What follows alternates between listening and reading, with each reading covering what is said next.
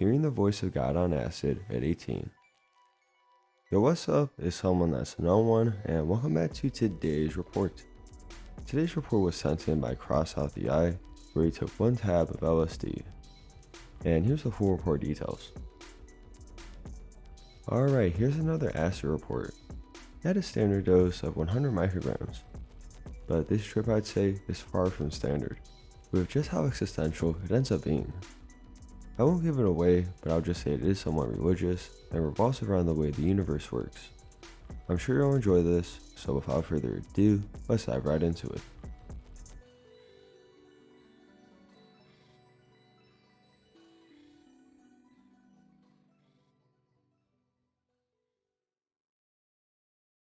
Hello, I would like you to please consider my trip report.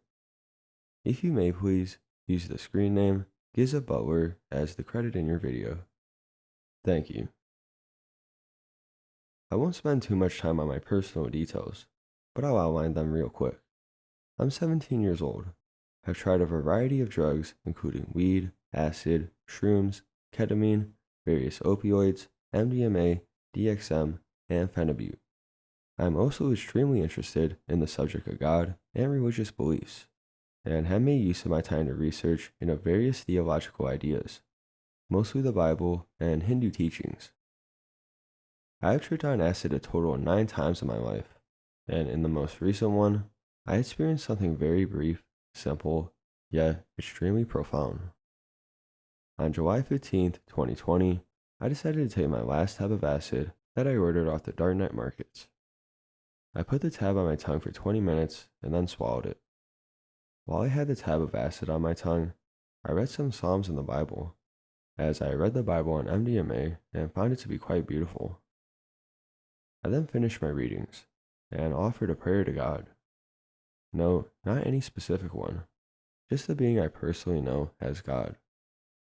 I prayed to God that whatever happened on this acid trip would be its just will. Within 30 minutes, I was beginning to freak myself out. I knew how crucial the mindset during the first hour of a trip was to setting the course for the rest of it. However, I allowed myself to feel intense fear and despair over the fact that if there is indeed an omnipotent God, a mere human cannot possibly understand it. This fear of the unknown was possibly one of the worst feelings I felt in a long time. I began to wish I didn't trip, and I felt as if LSD was a divine substance that was not to be tampered with by mere humans. I felt as if I was tapping into forbidden knowledge, and I was going crazy as a result. After I was done rambling to myself in my shower, I clothed myself and decided to return to my room. I closed my door, turned off my light, and put my phone down. I then lay down on my bed, face towards the ceiling, and began to repeat this mantra in an effort to calm myself. Just be. This was where the main event began. And I have to say that the following is probably the most awe-inspiring thing that happened to me on any acid trip. After I began to tell myself, just be, I began to relax. I was no longer panicking, thoughts no longer racing. I then realized the following message. God is a being that cannot be understood, and is not meant to be understood. The sooner you accept that you cannot understand, the sooner you will become free. Instead of swimming against the current, float with it, and the waters of existence will carry you through eternity. After a moment of this, I began to think of a male voice.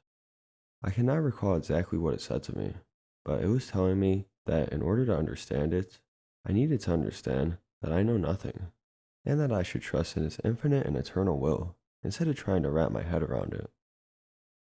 Soon after, what I would call my meet with God ended. I no longer felt fearful. I felt like I had reached the conclusion of my theological studies, and spent the next few hours ruminating on the nature of God.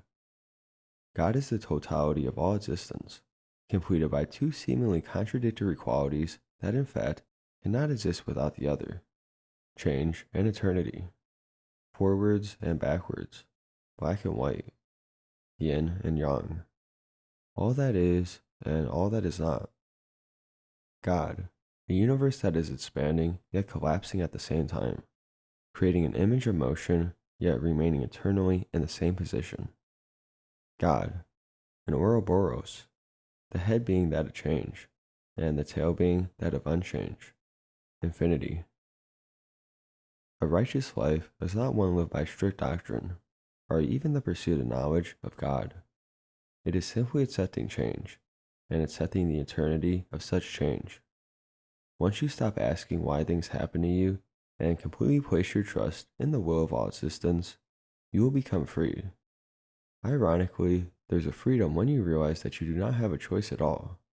And at the seemingly end of your life, may you continue to move and exist forever, reunited with the complete and one mind, and be safe from being swept away into oblivion. That is God.